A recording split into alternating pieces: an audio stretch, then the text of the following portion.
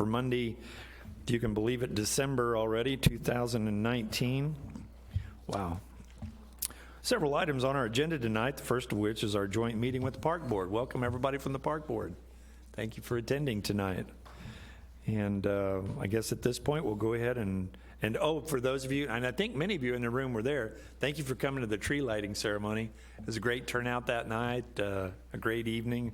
The weather held for us until afterwards, and some of you might have gotten rained on. I know I got rained on a little bit on the way home, but it turned out to be a great evening. So thank you for being there. So I'll turn it over to Mr. Fearborn and we can start the joint meeting. Would you like to do introductions? Oh, sure. Where do you want to start? I guess I'll start with me. Okay, we'll do introductions. Go around the table. Jim Fearborn, City Manager. Go ahead, Mike. Mike Eakey, Assistant City Manager. Nathan Mustine, Parks and Rec Director. Jonathan Zur, City Attorney. Chanda Williamson, Parks and Rec. Ryan Supple, Park Board. Rich Bartow, Park Board. Steve Troutman, Park Board. Melinda Hoddyshaw, Park Board, Ward 2. Brian Harris, Park Board. I'm Sonia Abdelgawad, City Council Member for Ward 4. Bill Manson, Park Board. Josh Collier, Park Board. John Berenson, City Councilman, Ward 4. Tom Circle, City Councilman, Ward 2. Joe Burke, Ward 2, City Council. Reginald Townsend, City Councilman, Ward 1. Kevin Barber, City Councilman, Ward 3. Jay Holman, City Councilman, Ward 3. I'm Chris Turnbow, Mayor of the City of Raymore. So now I'll turn it over to Mr. Fearborn. Go ahead. Thank you, sir. And I'll immediately turn it over to kind of get the conversation started for the joint meeting. Mr. Mustine has a presentation to kind of wet everybody's whistle, and so I'll turn it over to Mr. Mustine. Thank you, sir. Tonight, I created a small presentation. It's more like a year-end review of the things that the Parks and Rec Department and the Park Board have accomplished. These are most of these are capital projects or bond projects that we've been working on, and I provided a handout for everybody to follow along. So we'll just get started. These are things within this past calendar year that we've worked on. Now, obviously, the RAC was completed at the end of last year, 2018, but I included that this time because I wanted to focus on the programming side of the RAC since this is the first full year that we've had that.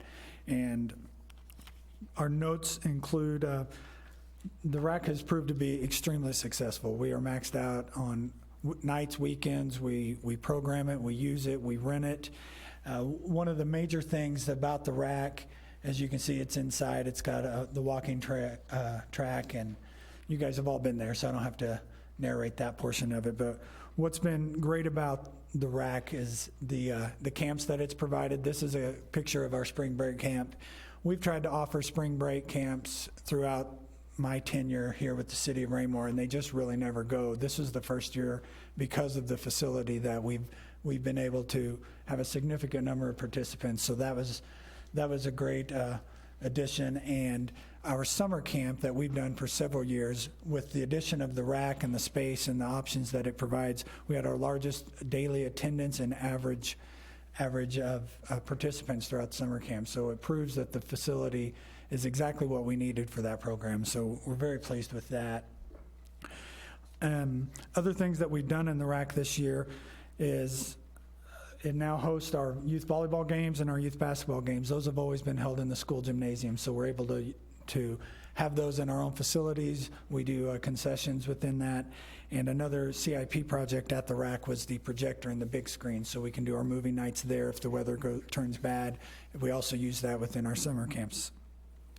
The next project that was completed this year was Hockridge Park, and I know most of you were at the ribbon cutting for Hockridge Park. It opened in August of 2019. It is an all-inclusive park. I'll just flip through a couple pictures. And being all-inclusive means all the amenities are ADA accessible. The amphitheater, the fishing dock, and the fishing jetty, the trail, the shelter, the boardwalk. There's a couple other things that we've done that I don't have pictures for, but we have boardwalk lighting, so the lighting is shown there, but if you go out in the evening, you'll see that. We also have security cameras now. We have guest Wi-Fi out at the park. There's currently some other stuff, and I'll get down to that here in a little bit, but those were the major projects at Hockridge Park, and Again, you can't say this enough publicly, but I want to thank the Public Works Department and the Engineering Department for their oversight and their help with that project. So there's the shelter. And we continue to do our trout stocking program. We just did that a couple weeks ago, very popular program for us as well. At Recreation Park, we had several projects at Recreation Park. This is actual picture of the lights on fields 1 and 2. Those are our T-ball or our machine pitch fields. This is the first night that we played ball underneath the lights on that field, so it was very popular. It helped us in terms of scheduling and recruiting tournaments for those younger divisions, so that was an excellent project for us. The Arts Commission commissioned public art there at the soccer concession stand, so we appreciate that and the cooperation we have with the Arts Commission. This is the Recreation Trail Bridge. This is the trail and the bridge that connects Moon Valley Park and Recreation Park. So this was a project that we completed this year.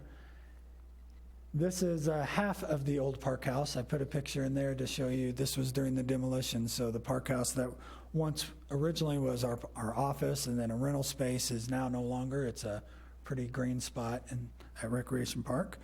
Another project we had was the trail system around the baseball complex. It's kind of hard to take a picture of the trail system, but if you've been out there, you've seen that the trail that wraps around the ballparks or the ball diamonds. Another big project that we had this year, which is just it really enhanced the entrance of Recreation Park, and that's the reconstruction of Recreation Park Pond. We basically drained it, we dredged it, we rip-wrapped the banks, we installed the fountain, and it's just turned out to be a fantastic project for us. We're very proud of that. Also, well, I'll go back here. At Recreation Park, we've also have concession stand internet now, so at the concession stands you can pay with debit or credit for any of your needs at the concession stand. We do have guest Wi-Fi out there now that we didn't have as well. And a project that we did at the maintenance facility is the automatic door swipes for the employee cards. It used to be all a key access to get into the facility, so now the maintenance guys can have access with their employee cards like we do here at the Centerview and City Hall and the other facilities. The next project that we just wrapped up is the renovation of the station house. If you were at the Mayor's Tree Lighting, we had the cookies and hot chocolate and stuff kind of out of that building, and this one really turned out good. It actually, the picture looks just like the concept plan that we showed the council and the park board I guess about a year and a half ago when we started. So this has turned out very well. We're going to use it as mainly for a storage facility and an accessory building on the park. And if you were also at the Mayor's Tree Lighting, you noticed the ice rink is under construction.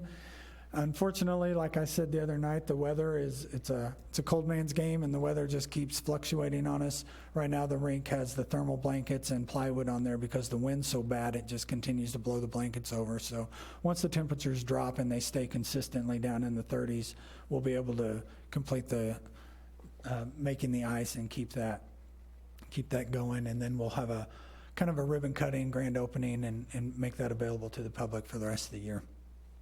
That's the end of the slideshow. Just a couple more things on the handout that I gave you to update you guys. At Centerview, some of the improvements that we did at Centerview are the outdoor pergola speakers. So if you walk up underneath Centerview, there's some big white boxes hanging there under the pergola. That's for music, anything, if it's standing room only for a presentation or something, we can access and put all of the speaker and all of that outside. We also have live streaming and recording equipment. I know for the park board and the council both, we've utilized that equipment and been able to have meetings over there, which is exactly what that was designed to do. We have a few projects currently under construction. Pretty excited to say tomorrow we have a pre-construction meeting for TB Hanna site improvements. So that project is really getting kicked off tomorrow. The park board reviewed and approved that in October. Council finalized the contract this past Monday. This last week, and so we'll kick that off, and the projects associated that are listed there. Memorial Park, we began the remove and replacement of the playground on the Arboretum side, just north of the Optimus shelter. So we're working on that. We're working with Bryan Associates and Play World on putting new play equipment there. Should have a grand opening coming in the spring. Hockridge Park, we also have continuous projects going on out there, most notably, as you guys all are aware, the stormwater drainage improvements, the sodding and the hydro seeding. We talked with the sod company today, and they told us to expect them to be out there this week laying sod down at the nice weather, so we'll keep you posted on that. A couple projects that are coming up as part of the CIP plan this coming year is the Arboretum light replacements. If you've been to the trail system in the Arboretum, those lights are just old and need to be replaced, so that will be this year. Hockridge Park, Johnston Lake Fountain, we'll purchase and install a fountain at Johnston Lake. And Recreation Park Playground, the council just passed that contract in first reading, so the second reading will be next Monday for the replacement of the playground at Recreation Park. And we also have the Trail Gap and Crosswalk project at Recreation Park. It's currently a sidewalk. We're going to take that out along Madison Trail, make that a 10-foot wide asphalt trail to match the rest of the park, and then put a crosswalk connecting the rack. Last couple things that we're very proud of, wanted to make sure that it stays in front of the council and the park board, are the grants and the donations and things that we continue to receive and apply for. Number one is Hockridge Park, the Department of Conservation cap agreement that we applied for the ADA fishing dock, trail improvements, the fishing jetty, the restrooms. Those things have all been completed, should be coming to council very soon in acceptance of that grant reimbursement. Memorial Park Playground and Surfacing Grant, that is part of the Memorial Park Playground project, and that's kind of why that one's taken a little longer, because of the grant, and basically the surfing's made out of recycled tires, so it'll be a solid poured-in-place surfacing. TB Hanna Station, we're working with the Rotary Club. They granted $2,000 towards a boardwalk just on the west side of the station house. My maintenance crew is doing the preliminary work. We're about wrapped up with that, and then we'll notify the Rotary Club this week, and they'll come in and help us wrap that project up. So we'll have a nice boardwalk on the outside of the station house. We have applied for the Christopher and Dana Reeves Foundation grant for, excuse me, the playground and the spray ground at TB Hanna Station. That's currently in review. So the announcement for that hasn't been awarded yet. And Forest Relief is a program through Heartland Tree Lines that we apply for every year, where they give out free trees, 1 gallon size trees, and we've received 2 donations this year. If you go to the trail system at Recreation Park, you'll see all the small trees planted around that trail. That was part of that. We just received 100 trees for Hockridge Park that our guys will be staking those. We kind of want to wait until the sod and stuff is in so that we don't disrupt both projects, so we'll be planting those as well. And that is our year-end review, and be happy to answer any questions about any of these things, or if the council or the park board has any. Anyone else have anything? There's not, no. I shrunk some font to keep it down to 2 pages for you. I know these meetings are designed to exchange ideas and, as it says, discuss items of mutual interest. I didn't know if there was anything else. There's quite a bit's been presented to us so far by Nathan. I'm not sure what else we could talk about. You pretty much covered all the projects going there. Mr. Ullman.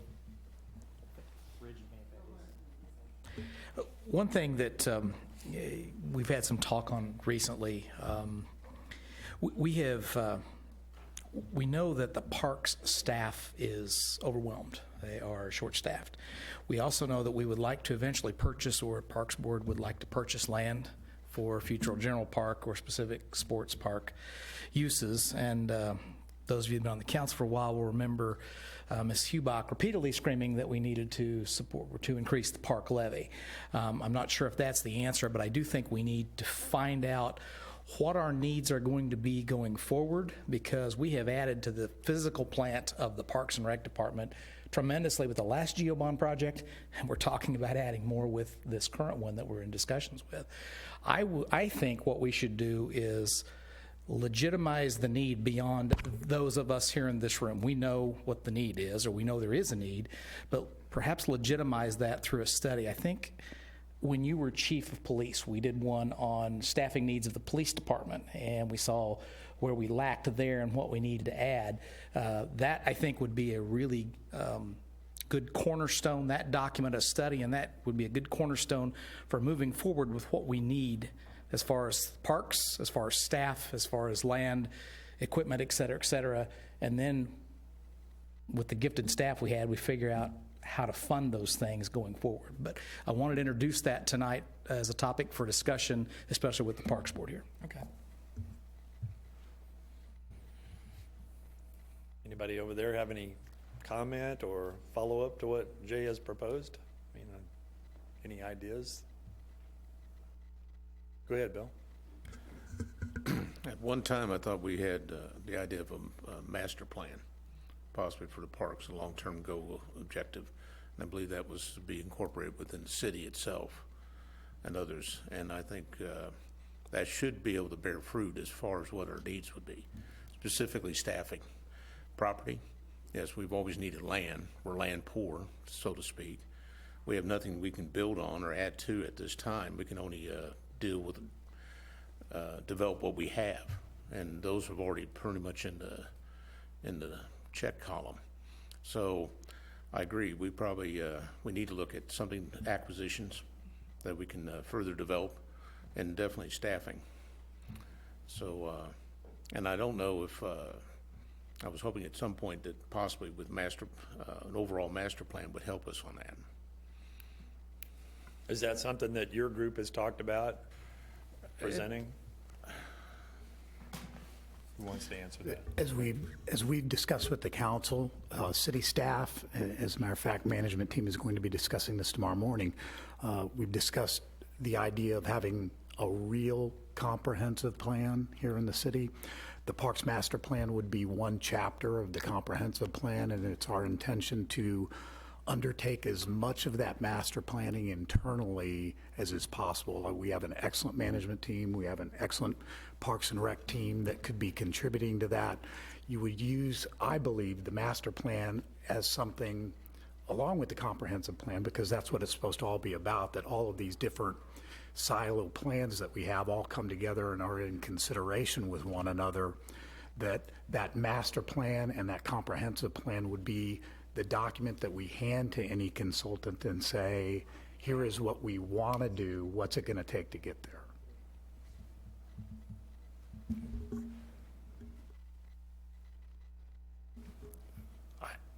I think staff would be reticent to rely on an outsider to tell us what we know we need internally.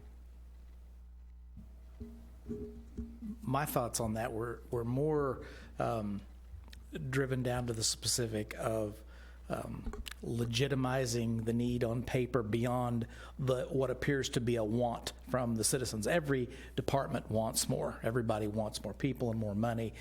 Just like I said, the example I used with the police department, when the mayor was chief, we showed via a study, here's our documented needs, not just our wants as per the city. And then, of course, once we get that list, then we have to figure out how to fund it. So my discussion point was more towards the specific of the vehicle to get there beyond the 30,000-foot view of the plan. So it's just my thoughts.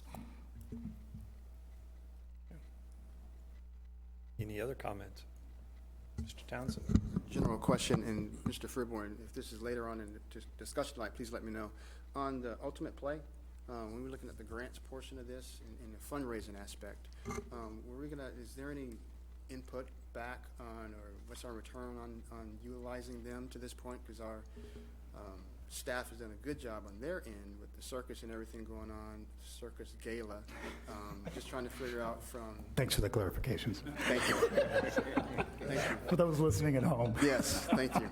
From the circus gala that went on, fundraising from that and beyond, just trying to get a feedback on how that organization is supporting our efforts.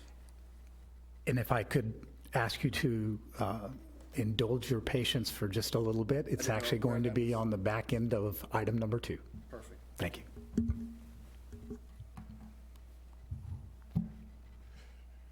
Anybody else have anything? If not, it was a good summation on everything. Thank you, Nathan. Great job, as always. Yes, Melinda? So just to clarify, are we going to be able to discuss this evening what's going to be going on the ballot? Is that part of our evening, or are we going to be part of that, or? Yeah. Do you have the, I guess y'all don't have the agenda in front of you. No, I didn't receive one. Item number 2 is no tax increase bond issue project list. The City Council and Park Board will be finalizing the project list for a no tax increase bond issue to be on the ballot April 2020.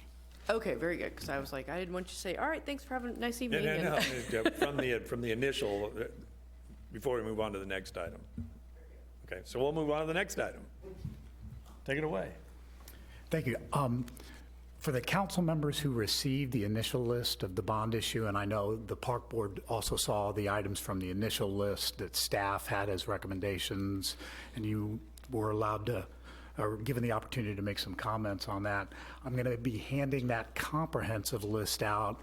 I'd ask all of you to write on the top of this a big 1, because based on some input that we've been receiving and some questions that we've had, I'm going to be passing out 2 in just a second. And it looks startlingly similar to 1, so don't want there to be any confusion.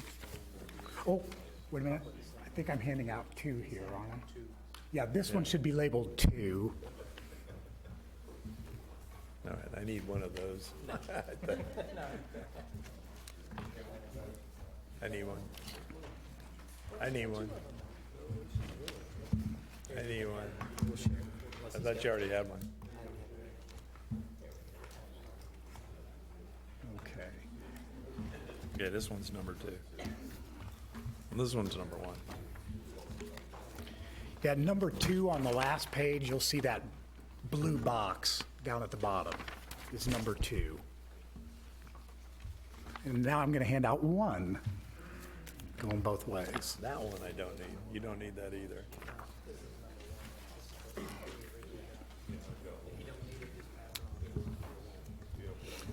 Come around, come around.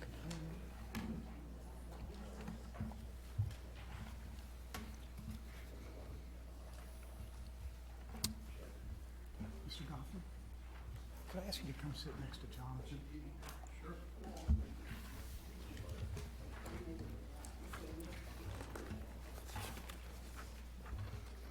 I've asked Mr. Goffey to join us. For those of you who do not know Mr. Todd Goffey, he's our independent financial advisor, and in essence, does all the technical work that's associated with our bond issues as far as the bid that goes out, because we always competitively bid our issues out, and all of the background work that gets done with that, and all of the ordinances that need to be presented ultimately to the City Council. So as the council will remember, looking down the list from list number 1 from the original, we had kind of in an elementary manner labeled these like a stoplight, green projects, yellow projects, and red projects. The red projects were in that category primarily because we had either identified them as having a fairly certain alternative funding source associated with the project, or just not being the right time right now. You'll see one of the red projects as an example is the new overlay and reconstruct of 58 Highway that we just did with the last bond issue. Coming back after spending $1 million on it and asking the public for $4 million on it, 4 years later is probably not a wise way to pass a ballot issue. Green light projects were all recommended by staff to the City Council. With the caveat on one of them, which is at the bottom of page 1 of number 1, which was the streetlights wards 1 through 4.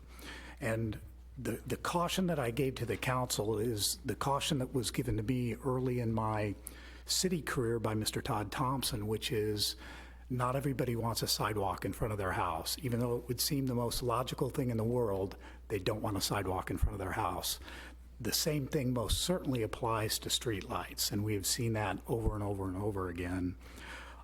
So in response to some concerns looks from the council and some questions that we received in the ensuing days and some obvious interest in some other projects that came on, we came up with list number 2, which has some modifications that I'd just kind of like to outline. In the green projects at the bottom of project list 2, you'll still see the streetlight project on there. But what we did, and I'm going to ask Mr. Icky to be my easel here for just a second because he's big enough to hold it up for everybody to see. We went to the areas where we receive significant and consistent complaints for streetlights, and you see those. What you see on here is all the areas that were originally proposed for the $4.5 million for streetlights. We have 2 red squares, basically, which includes Silver Lake and Heritage Hills. Both from Silver Lake, what are the hills of Silver Lake, and then the lake area of Silver Lake are both included in that. And Heritage Hills is by far the area where we received the most complaints about street lighting. Would make sense. These are 2 of the older areas of the city where the street light that was put in don't meet today's standards. So what we did in number 2 is lowered the $4.5 million to only include these 2 areas, and that brought the price from $4.5 million down to $1.1 million and a little bit of change. So that was the first cost savings that we realized. Thank you, Mike. Moving on to page 2, we continue to keep the I-49-58 highway interchange project in there for the park board. So you know what this involves is we have put in a huge request. It is a 3-part request where we are trying to get I-49 widened to 3 lanes, both directions, from its current terminus at 155th Street down to North Cass Parkway. Obviously, a very important area for us, very important at the 58 Highway Bridge. And this also includes widening the 58 Highway Bridge to 10 lanes and getting rid of all of the stoplights that are in there and having a single point stoplight at the center of the bridge and 2 stoplights basically at the McDonald's and at, where would the other one be located, Mike? By the Burger King, Taco Bell, so 1,000 feet away on each of those lights rather than the nightmare that you're going through now. The project involves 3 different levels, applying for what is called a build grant at the federal level, and everybody we've talked to at the federal level already knows about the problem. They are all for lending their support to the build grant and writing on. This includes our federal senators, our congresswoman, all of our state folks are on board with this. The governor's office is very much on board with this, and so we have applied to the governor's office and MoDOT for a matching grant. But what that would mean is the local effort, which would be the county, Belton, and us for the bridge portion, our local effort would be approximately $3 million. So have that. And I actually believe that putting that into the bond issue helps sell the bond issue. Even though it's not in our city, everybody knows about this problem. So a big selling point, even if we did not need to use the bond issue money for it, because there are alternative sources of funding that could be associated, which would mean this $3 million would roll back out. I think it would be good to still have it in the ballot language if we needed it. By reducing that cost and utilizing the original proposal to the city council was only for $22 million, but as Mr. Goffey assures me, a conservative number is, if the market remains in the shape that it is currently in, would be over $23 million that would be available to us for all of these projects. So we capture the additional $1 million that had no designation in the first recommendation to the city council, and we take the savings from the street lights and we add in, there has been interest in going ahead with phase 2 of Centerview, and you can see what the description is in the yellow there. We, as part of phase 1, in the green, we're extending Sunset from the Price Chopper here up to 163rd Street, and then doing the Phase 2 amphitheater improvements that were associated with that project, which includes what you can see on there, the main component of that being the parking lot that would come right off of Sunset on the east side of the amphitheater property. And then there was significant interest in Kurzweil Road. And what this does, the original Kurzweil Road proposal, as you can see on here, was $4 million. That basically did the same thing with Kurzweil Road that we're proposing with Ward Road. Made it an urban section, curb, gutter, sidewalk, the works.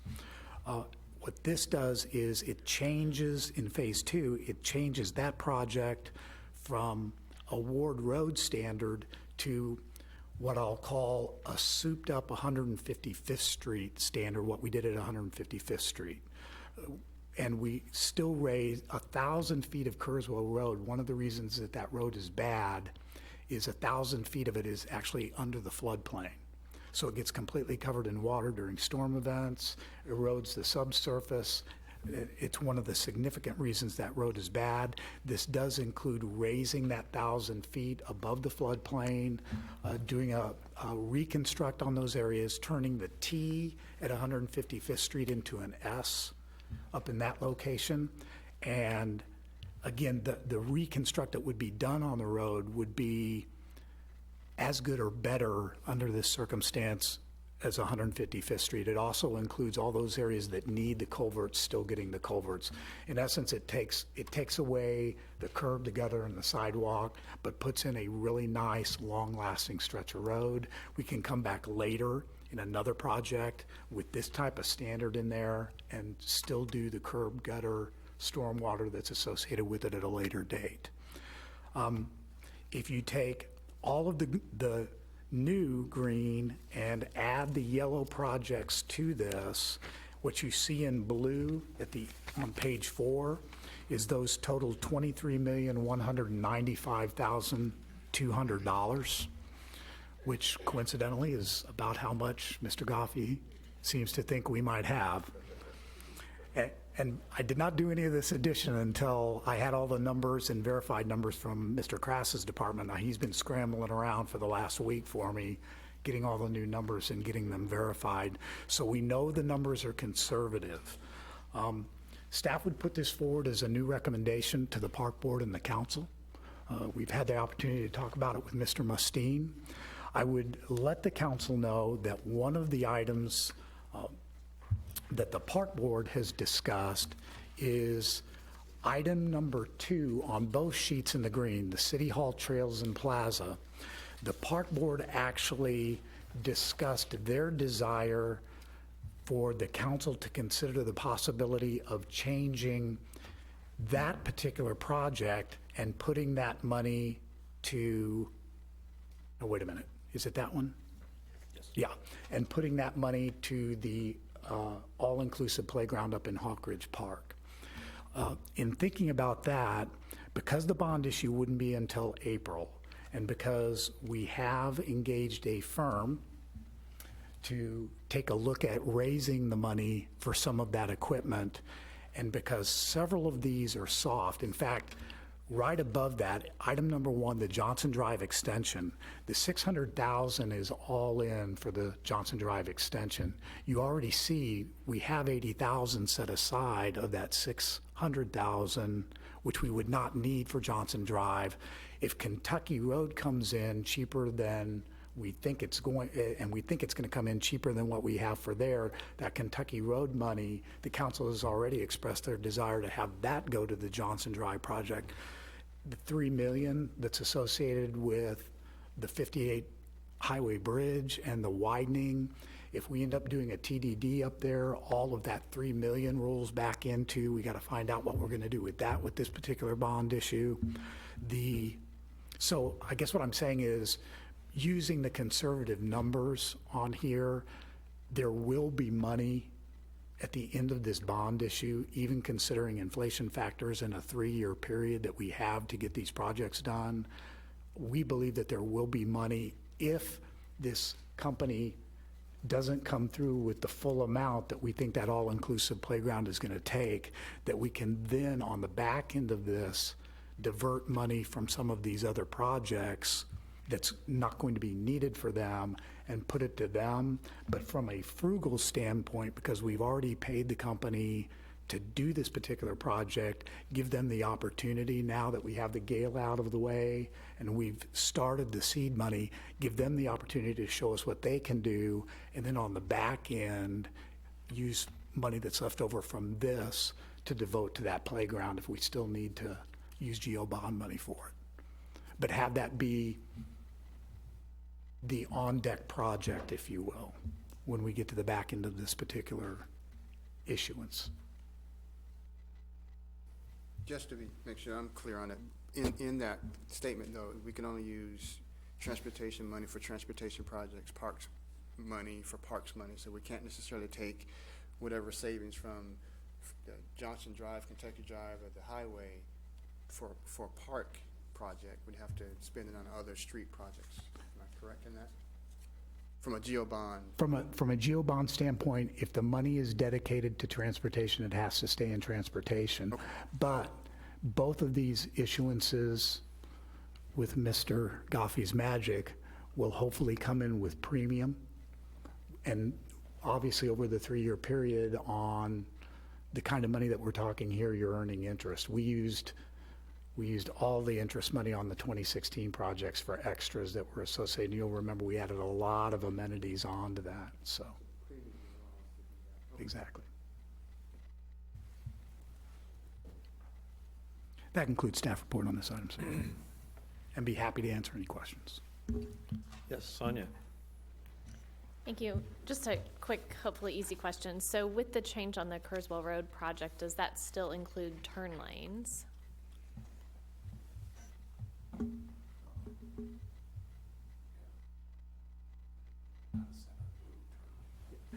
No chicken lane, but yes, at the major intersections. John? Oh, sorry. John caught me first. Thanks. I'll Sorry, just Jeff. pick up where she left off. With Kurzweil Road, with the reduction to 2.35 million, does that widen the existing road we have now? Or will it look similar to what we have right now as far as width and? That's what I thought. Yeah, it'd widen to similar to J Highway. Okay. And then this, I'm assuming, we will replace the substructure under that road all the way from 58 up to 155th Street? That's correct.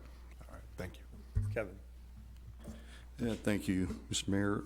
John just wants to drive 55 on Kurzweil, I can tell. Just to clarify, and again, on the I-49-58 interchange, if we set aside this $3 million and we pass this on the bond and we don't need it, we can still use it on the street project, any street project, any transportation, or does it have to be streets? It could be any transportation project. Okay. And then the next question on the streetlights, since we own our own streetlights, do we budget, and I'd have to go back and look at the budget, would you budget for, because every once in a while it pops up, it makes sense to have a street light, even though they didn't put one initially, and I know we have done that in the past. Are we still doing that? That doesn't take away from that?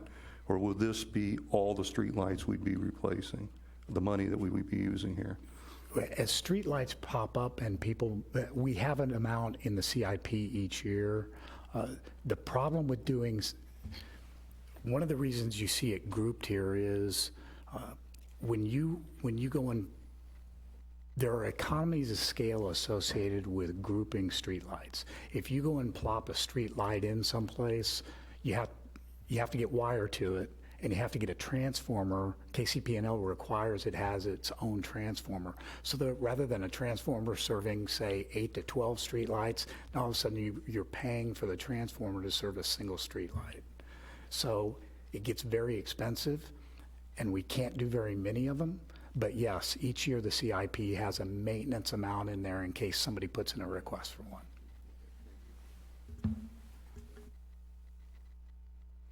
What else? Go ahead. So just a little follow-on to that. So if we approve this with the modified streetlights portion, that obviously is going to include a number of transformers here. So actually, we're building the infrastructure for even further expansion of the streetlights within those areas should it be needed. Is that correct? Because you're going to put the transformer in, and then if you need to add more of the streetlights, you've already got the transformers in those two locations. The proposal that you see here would include all of the subdivision of Silver Lake and everything's- all of the everything's taken subdivision care of of. Heritage Hills, up to current standards. Great, thank you. And LEDs, right, Mike? Yeah. Thank you. Yeah. Kevin. I just want to add, very well done. This makes a lot of sense, the way you have it put together. And for my 2 cents, I support your list here, the staff's put together, and I'll be excited to see it pass. I'll just add one last comment as well. Being on the Transportation Committee and seeing the bond issue, proposed bond item on the I-495 interchange, and then all the work that's gone into that particular, those two projects being combined, and work with all the different levels of government to include our sister city over in Belton, thank you, as well with their projects they have on the Peculiar Road redirection over there.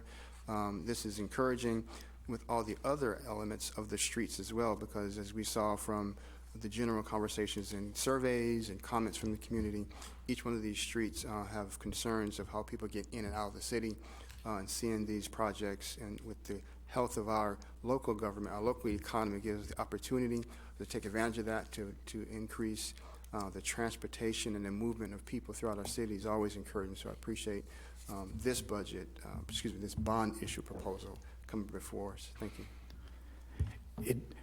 And I know I had initially described this particular bond issue compared to the last one as needing to be a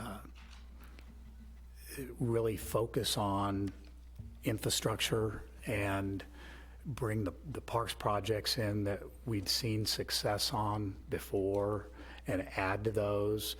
And a good example of that, of course, is the rack. That is just getting the heck used out of it. So we need the expansion there. But as it turns out, with number 2 in place and the couple of items that we've added to that, and the costs that are associated with it, of this particular issuance, and I've got them checking it now.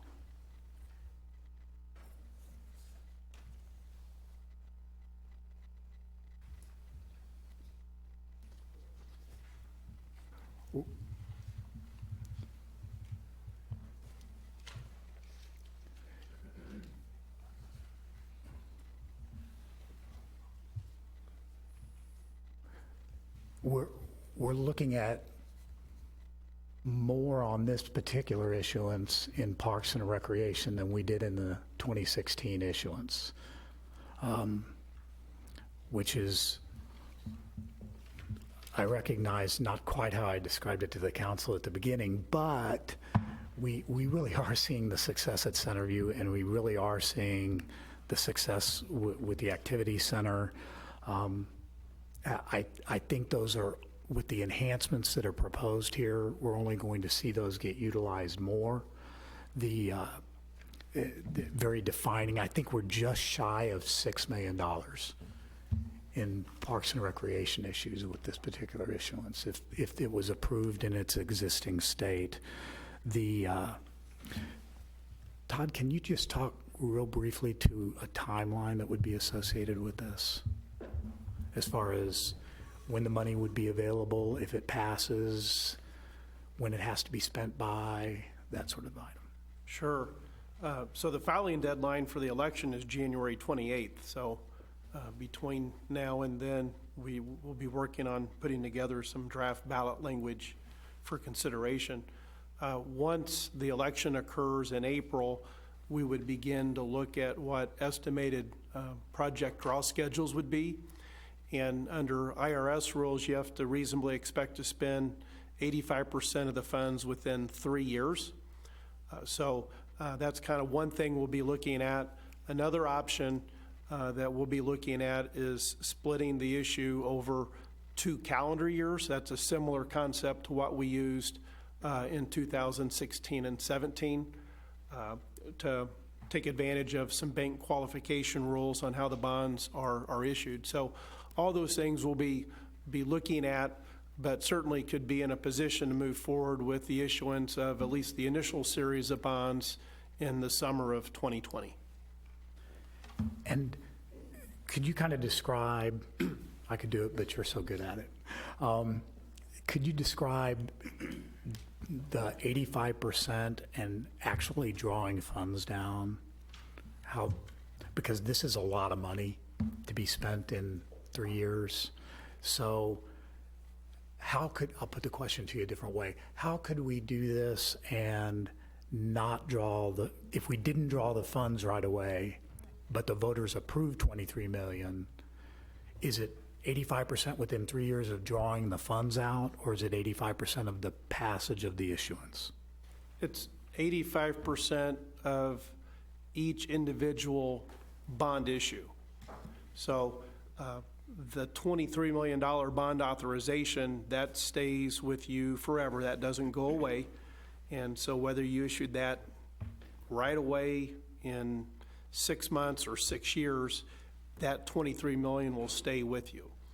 It's at the time any particular bonds are issued, that is what begins the 3-year clock and the requirement that you spend at least 85% of those proceeds from the time of issuance.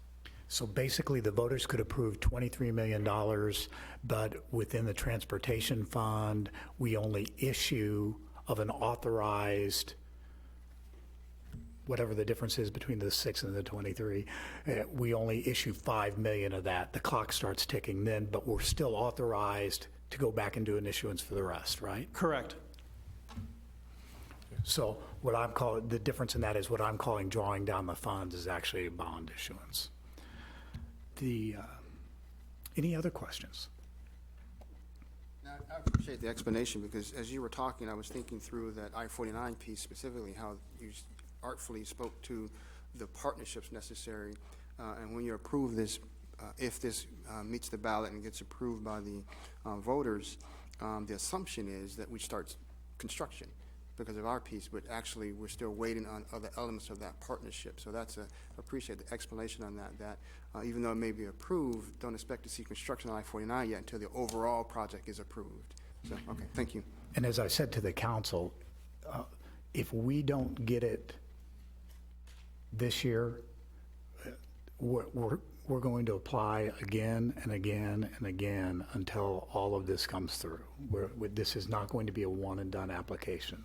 They're going to be sick of us.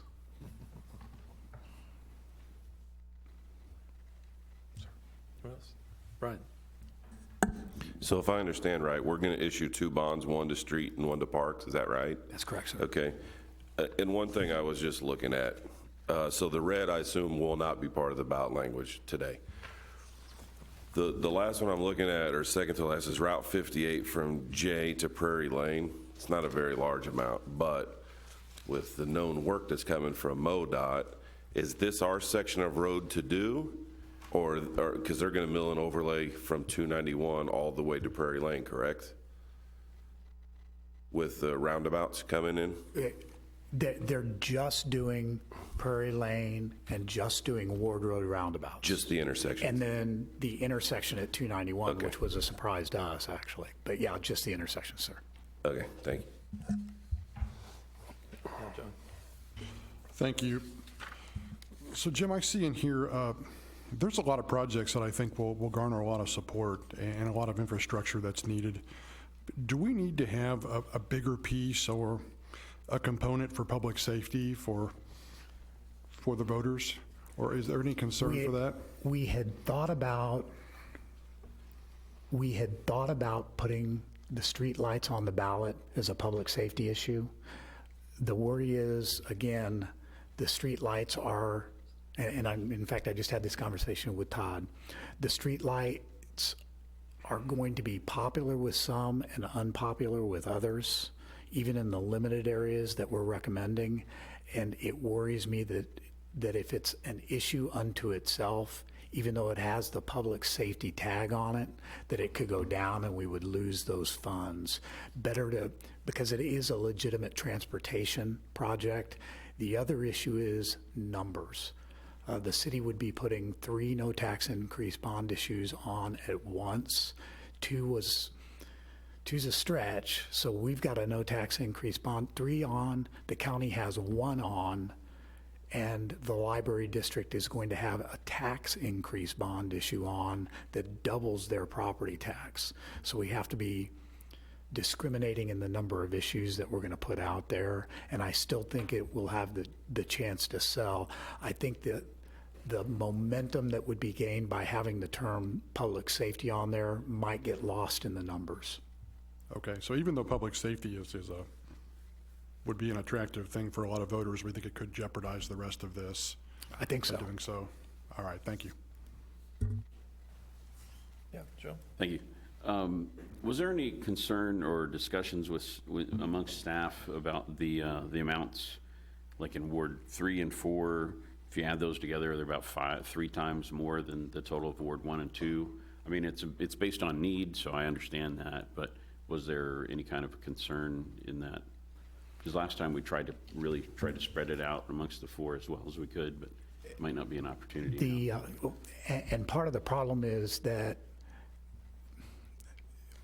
1 and 2 are so dense that it's tough to do a project there. So we found ourselves, and that's always a consideration. You want to be able to spread the wealth so you get the votes. When we run into that situation, what we are going to really be trying to do is emphasize those projects that are going to serve everybody. We'll be emphasizing, and those will be the ones that we put on the actual ballot language, because what you put on the ballot, you're held to doing. Even if you don't necessarily, like for instance, we're going to have the 58 highway bridge and the widening of 49.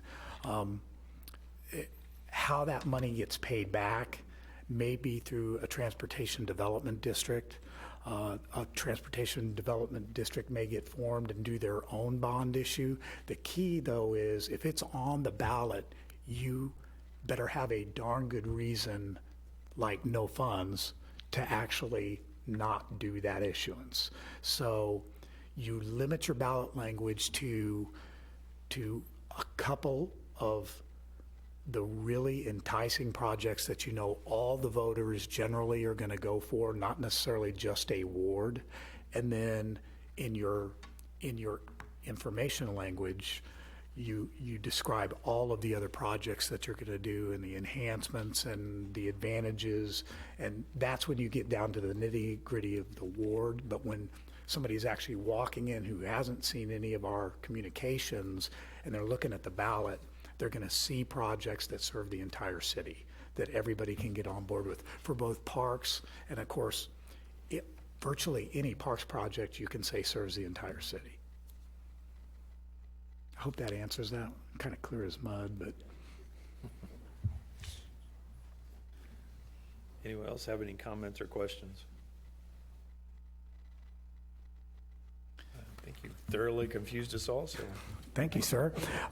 The timeline will be, as Mr. Goffey said, has to be filed by the last week of January, which is, if you're looking and you're going to be running for a seat in January, you'll notice this is actually a week later than somebody who's actually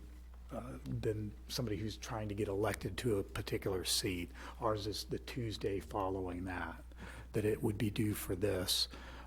But I would like to get this, if at all possible, on for a first reading at the second regular meeting of the council in December, because I do not want to give Mr. Goffey a heart attack by having to go home tonight and actually get the ordinance ready for this particular item. And we're going to want to be doing a little bit of communication before it's actually on on the agenda. So the second regular meeting of the city council would be first reading. The first January meeting of the city council would be second reading. And just in case something goes totally haywire, that still gives us the second meeting in January if we had to put off that second read or had to do a reread or an emergency read to change something on the ballot and still get it in by the next Tuesday into the county clerk. If that is okay, that's the timeline we'll proceed with everybody. Yeah, go ahead, Sonia. Just a quick question. So does that mean that the actual language will come before the council at a work session prior to that meeting, likely, or not? Yeah, we could put it on for the last item at the next work session. Thanks. I think we'd have time for that. Would you have time to, you won't have time to prepare it, though, for us to look at it, would you, Todd? Do you have time to prepare the actual ordinance for us to look at it a week ahead of time and discuss the tool by which we're moving forward? I think we can have the ballot language and the actual ballot language for you all to review, and if you wanted to put any tweaks in it, and we could have the actual ordinance itself ready in 2 weeks from tonight. Yes. Okay. Enthusiastically stated. Yeah. It's better than tonight, I know. Yeah, it's on the record. Anyone else? Mr. Holman?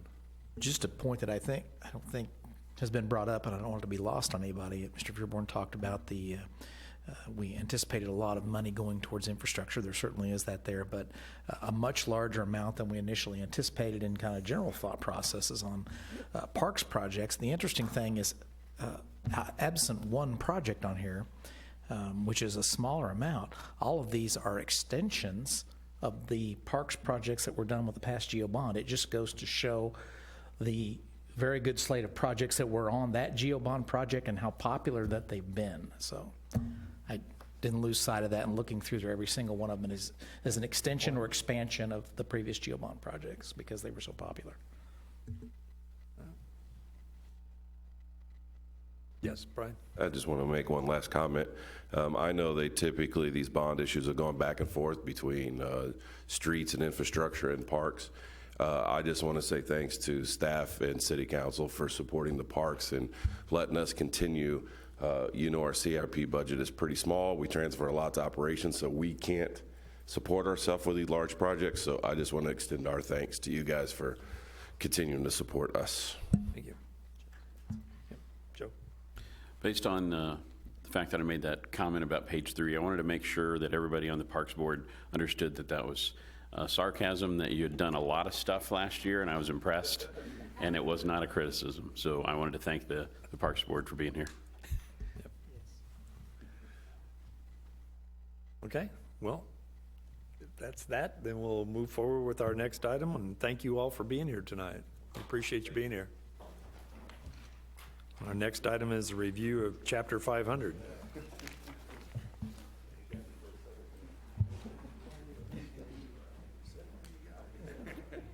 Let him move around a little bit first. Yeah, really.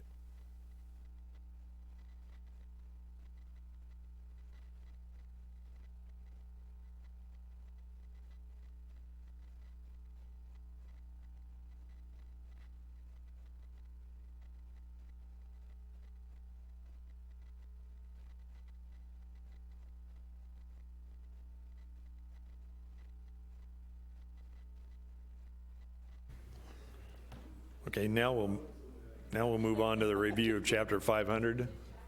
Mr. Feuerborn? Thank you, sir. Thank you, sir.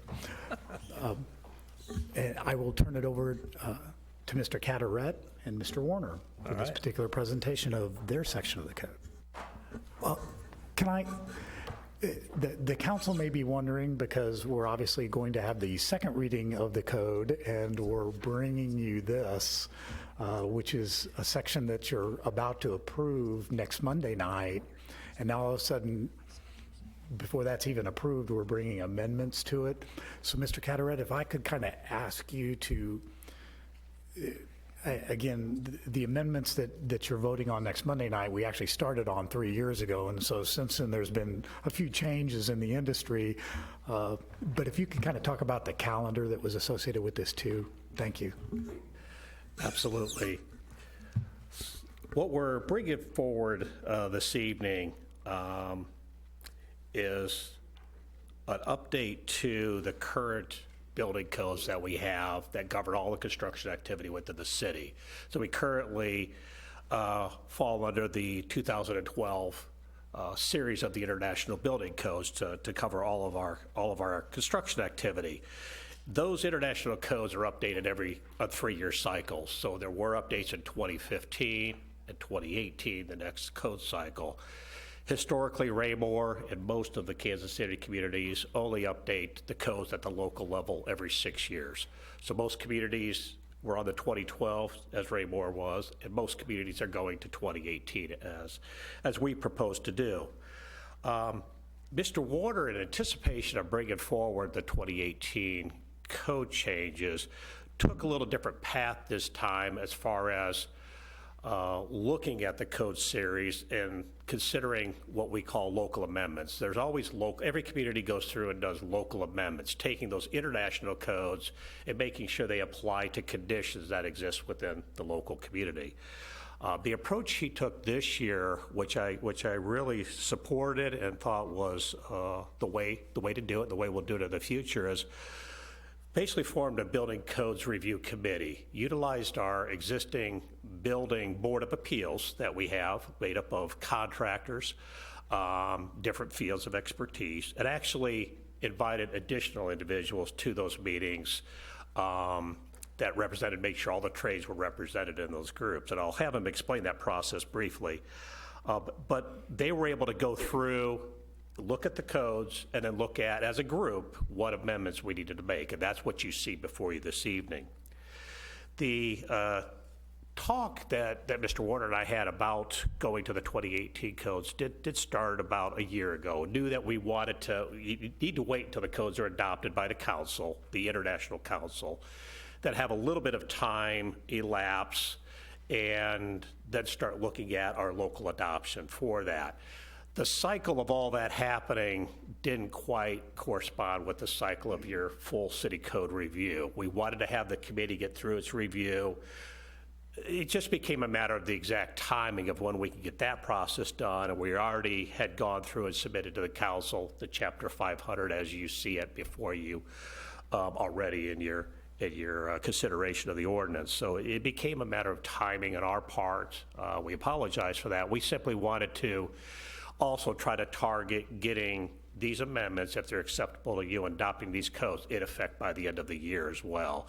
So it just got off by a few weeks, and that's what caused the delay. And we didn't want to go through and confuse council any more than we're probably going to confuse you tonight with what we're proposing. So that's really where we're at. We're hoping that what we presented to you this evening can then be presented to your on your agenda on December 9th and 23rd for adoption to be effective January 1. The work's all been done by Mr. Warner and the committee, and I just, if you wouldn't mind, just going over that briefly and what their involvement was and what the recommendation is. Thank you very much for having me here tonight. City staff reviews these industry standards, like Mr. Carteret had mentioned, about every 3 years, but we don't necessarily approve or move forward with those. And we do it about every 6 years, just like the rest of the Kansas City metropolitan area does. And I did kind of do a little survey. There is about 6, 7 metropolitan cities that are already on the 2018 I-codes.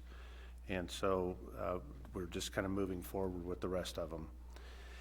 This code cycle change effort was in conjunction with the professional organizations of our community, most who live in Raymore.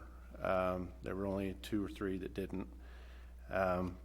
They were consisted of builders, tradesmen, like roofers, master plumbers, electricians, mechanical contractors, and assistant city manager was involved also, and myself. We established a due process and consensus method, and not necessarily all of us had to agree on anything, but we generally came to a consensus. And that substantial agreement was been reached by directly or materially affected interests. Some substantial agreement means just much more than a simple majority, but not necessarily unanimous. Consensus requires that all views and objections be considered and that a concerted effort be made towards our resolutions. This code review committee met on 3 different occasions and to go over all the changes in the codes and the trades, proposed amendments and improvements in the industry. Most have already starting to get used to some of the changes in the I-codes, the 2018 I-codes. And additional improvements include special inspections for wood frame constructions. They heavily got involved in more 4 or more stories now are wood structures. That was a big improvement in the building code. Updated energy codes. We didn't necessarily go to the 2018 energy codes. The committee felt that some of the costs were prohibited to be competitive in our market here.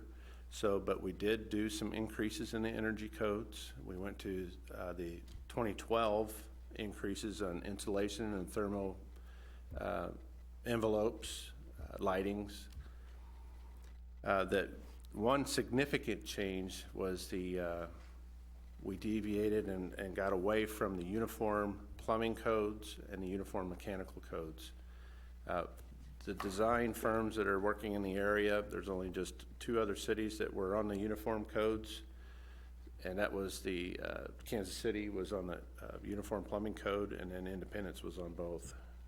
So we went to stay consistent, but we did have to adopt a whole brand new code, which was the International Fuel Gas Code. That was one of the reasons we were with the uniform codes, is because they had everything grouped together. If City Council signs off on the building code improvements, they'll go into effect January 1st, 2020, and there'll be a 3-month sort of grace period. We want to get the building industry aware and used to the improvements, and that we've switched permits that are obtained January 1st and forward, providing you approve this. That will all fall into the new I-codes. And anything before that date will still stay on the 2012. And each of our inspections are designed that we already know what codes we're on. So we will move forward and make that transition full. And it'll take about 6 months to a year to make the full transition. That grace period is about 90 days, and it just means that the violations will not have to be completely repaired, or if it's a life safety issue, yes. We want to make sure that they're aware of the new code changes and be compliant, and that they stay compliant the next time we come around. But that's pretty much what I have tonight, and if you have some questions. Thank you, sir. Mr. Warner, could you describe, or Mr. Cataract, could you describe, we have 2 significant multifamily projects that are right around the corner. How would you foresee these changes impacting those projects, or would you see these changes impacting those projects? One of the projects is the multifamily, the 400 unit project. That's already, I've already done a plan review under that. And then they were designed to the 2012 I-codes and the 2011 NEC. The other project is the one on the corner at the North Cass Parkway.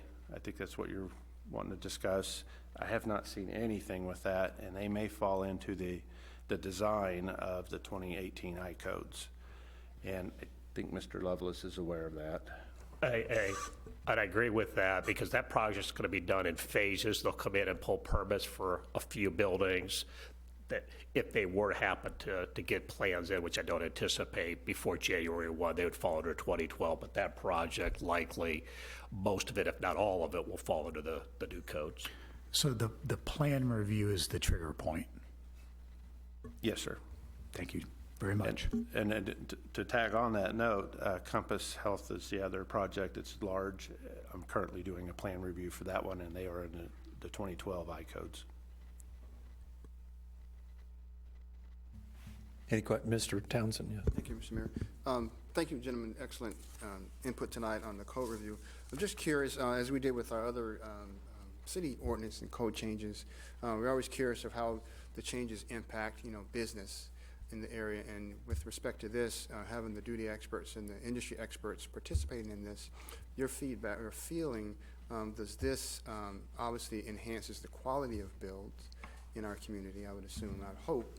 But do you get a sense of, does it create, probably you experienced it doing the permitting part of it, questions on, is it being more restrictive? Is it causing problems for them building going forward? Was that a part of the conversation, I guess, when you were putting this changes together? Yes, sir, it was. That's what they're in the business, and they're working in the other communities, and most of them have already started moving to those other codes, the I codes in the 2018. So they're getting a feel of what some of those changes are. And I hope it's answering your question. It's not being more restrictive. We did make some changes to be less restrictive, actually, so that we could be more marketable.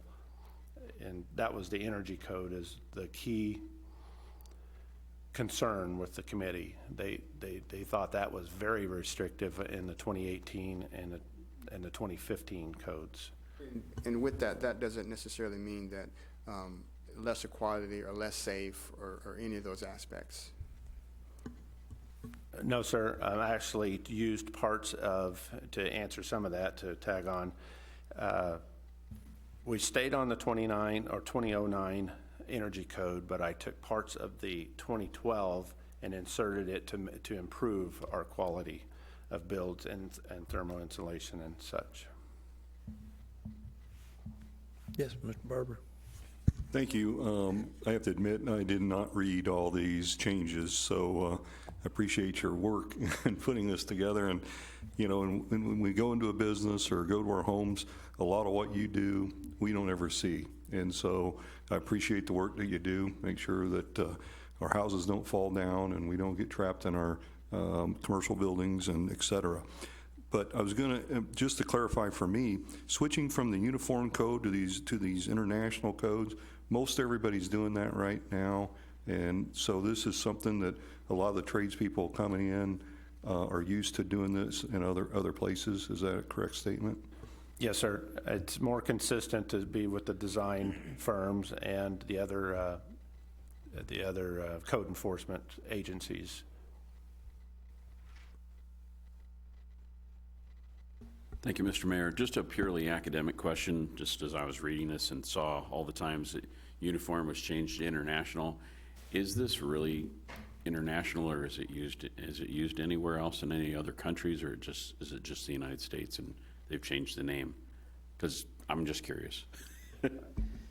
Actually, the uniform plumbing codes and the mechanical codes is international worldwide. The international codes is specifically for the United States area. They've kind of ventured into Canada. I don't know about Mexico, but I hope that answers your question. But the uniform is more globally than the international one. Interesting. John? Thank you, Mr. Mayor. I'll put you on the spot and ask you a quick question. This is probably, I guess, for Mr. Werner. So if anybody's watching, or if somebody were to buy a house under the existing codes right now, and they were to buy that exact same house under these proposed codes, what would you say some of the top 3 or 4 differences they might notice in the house? Are they're getting a little extra insulation? What are some of the things that the other home buyers in the future? Sure. One specific one that's a big improvement is wall bracing. For the area that we're in this region, we're in a high wind wind region. We've now gone from 90-mile-an-hour ratings to 115 now for this region. So a lot of the products that you see are going to be designed at specifically like garage doors. The second one would be your insulation. We didn't go quite all the way through the 2018, but we did improve. Instead of R38 in your ceiling areas for a flat ceiling, now it's R40, 42, or I have to check that again, but it's increased. Okay. Instead of your walls R13, it's R15, and they make an R15 that's really condensed. Your roofing, one that you've looked at in your city code, we went from no ice and water shield for ice and water shield for your 2 feet above the warm wall and including your eaves and valleys. And that was a big confusion among roofers as whether the insurance companies weren't paying for that portion of that re-roofing projects. So we just went straight across the board with, just like the other cities are in the area, most of them are. And fourth would be, let's see. Are the window R values the same, or have those changed a little bit? That actually changed too, yes, sir. Do you want the fourth one too? Sure, yes. Go to 10 if you want.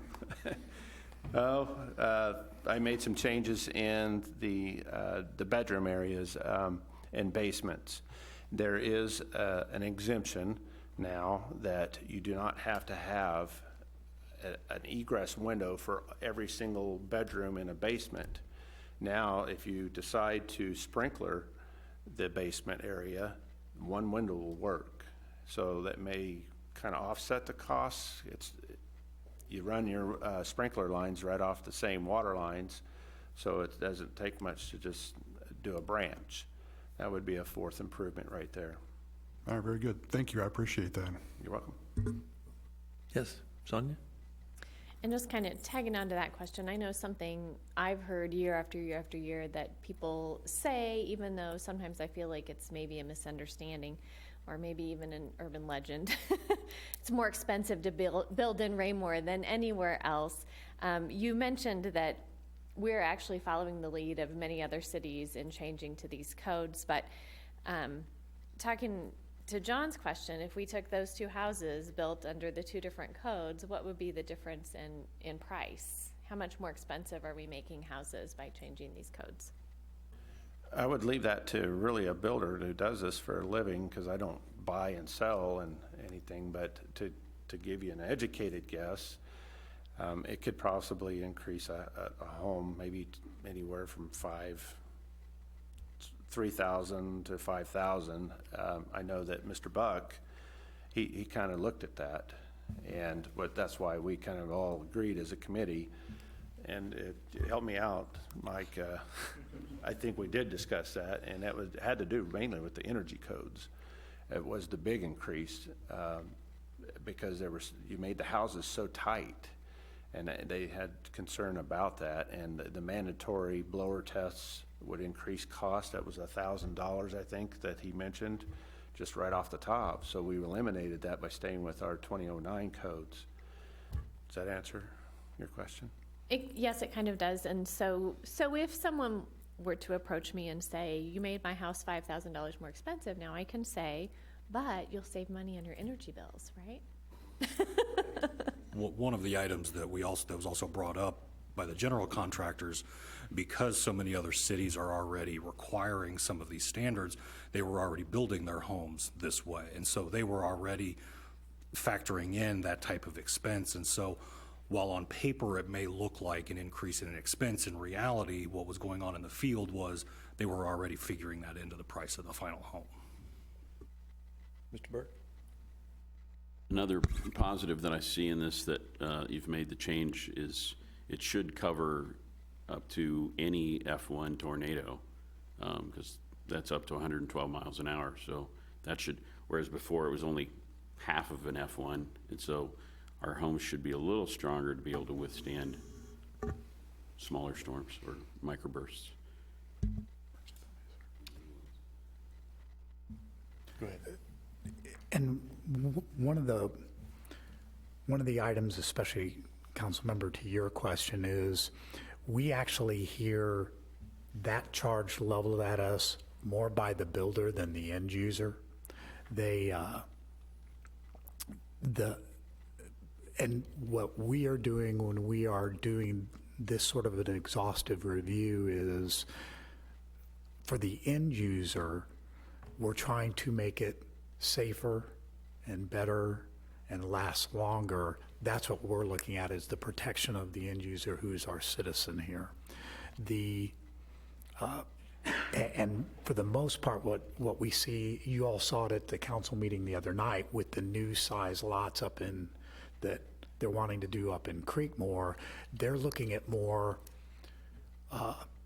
they know how to make the changes to get to the price points where people are going to want to buy that house. So in this case, they're going with the smaller, more popular units now that are on the smaller lots. There's money to be saved in the smaller lots, and of course they can get a little bit more dense. In that case, not quite. It actually spread it out a little bit more because they'd originally proposed duplexes. But going from the duplex to the single-family homes are still selling. And the other components of this, when we move away from the residential and we look at commercial, you hear about these devastating travesties, especially in tornadoes, where entire walls of a Home Depot collapse in, and we can't do enough, my opinion, to make those commercial locations more safe. Mr. Barber. I just wanted to kind of add a statement, kind of what Councilman Delgado had talked about on the cost of a home. These are minimum standards, correct? And the building industry is very competitive. So I know a lot of times these guys will come in and brag about that they put a 50-year roof on, different things like that they do to the home. They don't go a lot of times by the minimum standards, at least as far as the insulation goes and some of the outer features. Is that a correct statement? Yes, sir, that is. We've got many builders that go above and beyond these standards, their minimum standards. I'd like to add two more things to Councilman Berenson and Burke, that we did go above and beyond on one issue, and the committee agreed to it, and this has to do with your tornado and 115 mile an hour, is that on conventional framing, instead of just using nails, we're actually screwing those rafters down. That was above it, or put hurricane ties, because the roof is the weakest point of the home, just about, besides the garage door. But and then the other one is that we are working as of today. I met with Ms. Harmon, Communications, and she is helping me get a notification out by social media, and to get these builders aware that we're making that change. And also a mailer. I've had our permit technician, Brittany. She has got our mailing labels ready for Ms. Harmon to mail out to all of the contractors in the last 2 years that were licensed. And then we have a screen that pops up, and we'll be flashing that every time somebody comes up. That way our residents are also aware too, all three ways. And it's going to be on the website that's very easy to get to, and she's going to be starting working on that here real soon. Mr. Holden. I like this. I think it's a pretty good overall. There's one section I have some concerns with, and it's really not under the building codes. This is a fire code change, 307.4. I give you a page number, but they're not numbered. It's towards the back. But it wasn't that long ago that we changed our fire codes because the state dropped theirs, and we adopted what the state had. This looks to be considerably more restrictive than that. And I know that we don't take charge for enforcement of the fire code. That's left to South Metro.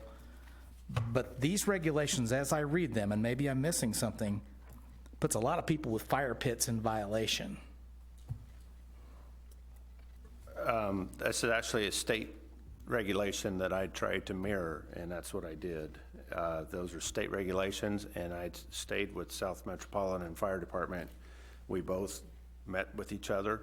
We both have the same language, and that's what Mr. Powers is working on to update his. The only thing that's above and beyond that I thought when I approached the committee, and that was the 5,000 square foot rule for sprinkler systems for repair garages. And at that time, it was 12,000. Yeah, I'm just talking about the section for open burning. That's my concern, and this is different than what we passed recently. This puts a lot of people in violation. Unless it's explained to me differently, I'm good with the rest of this, but I would have to eliminate this section when we go to legislative session on this, because this is considerably different than what we recently passed. We gave a specific exemption to people in that legislation for recreational type fires and fire pits, both of permanent structure and the portable ones as well.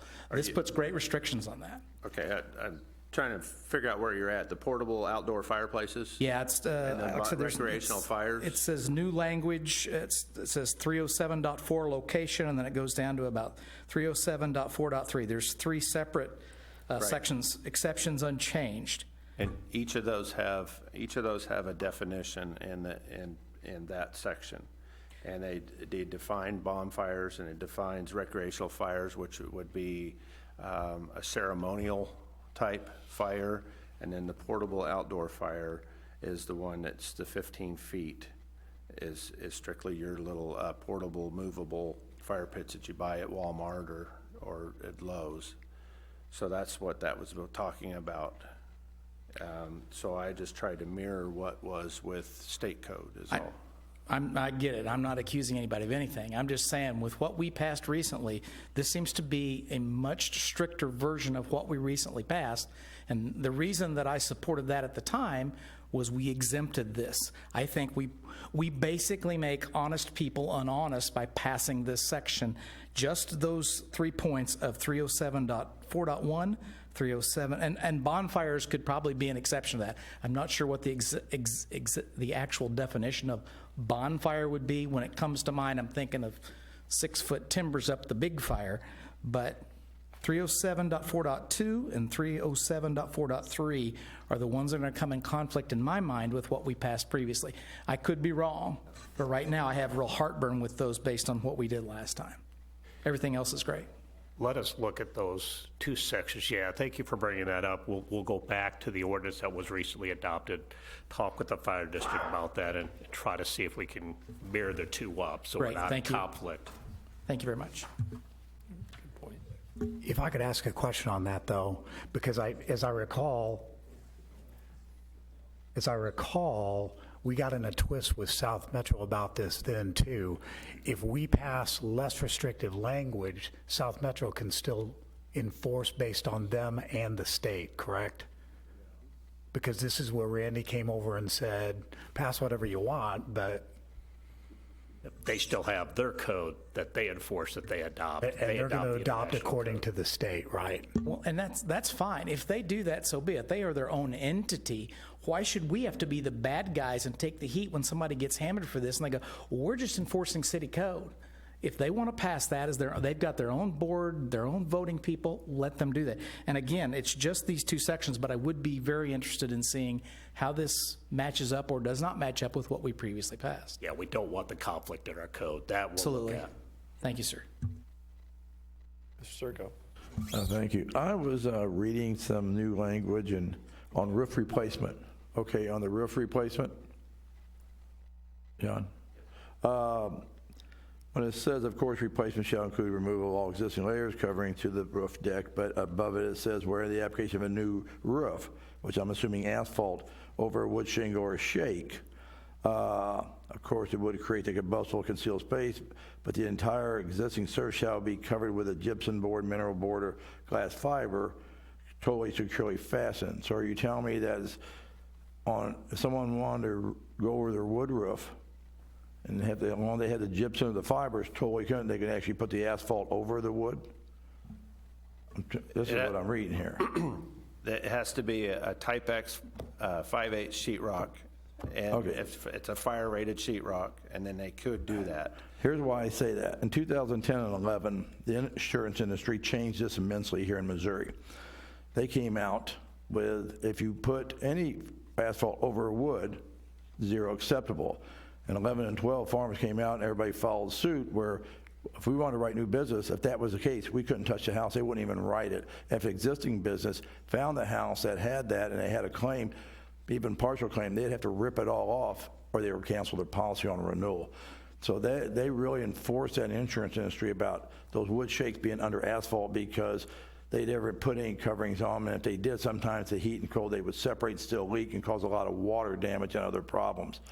But the insurance industry is really pushed hard against anything like asphalt being over wood or shake at all. They just won't even cover it or accept it. So that's why I was curious when I was reading that. Which number is this you're That's talking on going the to new be language? page 6 here, 150 or 1511.3, 1511.4 on page 6. On roofs. Yeah, all three mirror each other because they Yeah. all say the same thing, especially for. Yeah, the 1511.4 is what I was reading, yeah. Covering over. Oh, that's the old language. Okay, and how they want now, the new language would be totally Language excluded? would be deleted. So that's what we're saying, that's why I said on this new language, that would actually replace that? They would replace it, yes, sir. Okay, totally eliminate it. Totally It has have to be to that. get Okay, rid that's of what the the wood industry roof. did, I was wondering, so I was reading, I was curious. Yeah. On Yeah. roof replacement. Yeah, as long as that, I think that's how it should be, because that's how the industry's done it for years now. Yeah.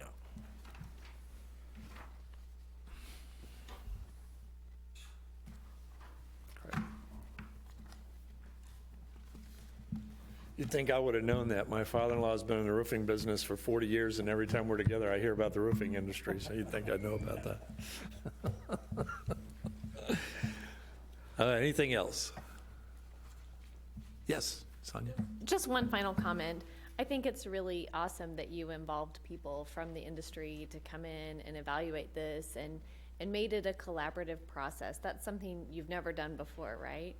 So kudos to you guys for that. I think, we hear from them. We generally hear from people, you make all the rules and, never ask us what we think. And so I just pat on the back to you guys for including them, listening to them, and helping them discuss it and come to a consensus to create this for us. Thanks. You're here. Anyone else?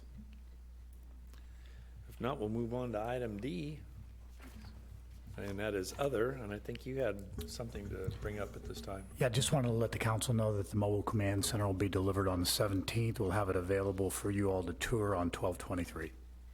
Before your council meeting, we'll have to post that up, that there's a possibility of a quorum. No, sir. Take a little picnic, yeah, get there. I know, right? Yeah. Anyone else? Anyone else have anything under other? If not, we'll stand adjourned. Thank you all.